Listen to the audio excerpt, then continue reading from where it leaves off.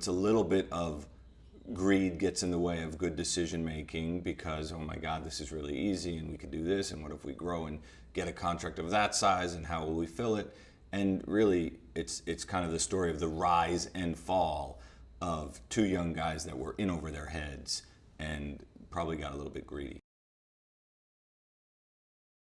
When you start aiming at $300 million contracts, then you're actually messing with the big boys in a way, and they really stepped into it thinking, well, why not? It's just a bigger version of what we've been doing, which makes sense, except once they got the contract, which was insane in its own respect, once they got it, they realized they couldn't deliver on the prices they promised, and they couldn't even necessarily acquire all the munitions that they had promised. So they had to do things in a really roundabout way.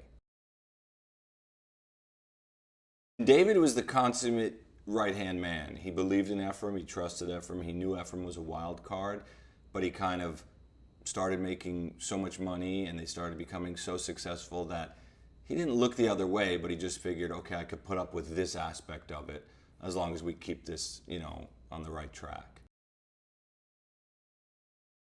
Henry is this guy that, we say in the movie, he's kind of been on both sides of every conflict. He's that guy. He doesn't really have a political standing. He just likes war.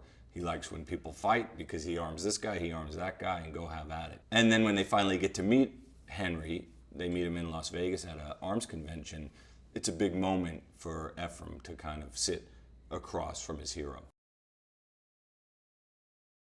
They're not pro-war, and he really borrows that from Henry's stance. He doesn't really care about who's fighting and why they're fighting. He cares about how many people can we arm here, how much product can we move.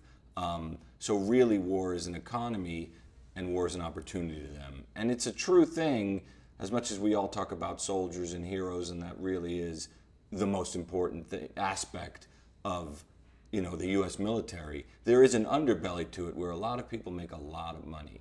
And these are two guys that tried to get in on that. I think Miles is a world-class actor, and he's really young, so it's weird to say that about a guy who's only done a few movies, and he's 27 years old, but he's naturally gifted. It's almost as if he doesn't have to try. I've never really seen it before. I know a lot of actors who are amazing, and I see them work at it, and Miles doesn't really do the work, and it's not negative. It just kind of comes to him, and it's kind of amazing to watch, and we were lucky to have him in the movie.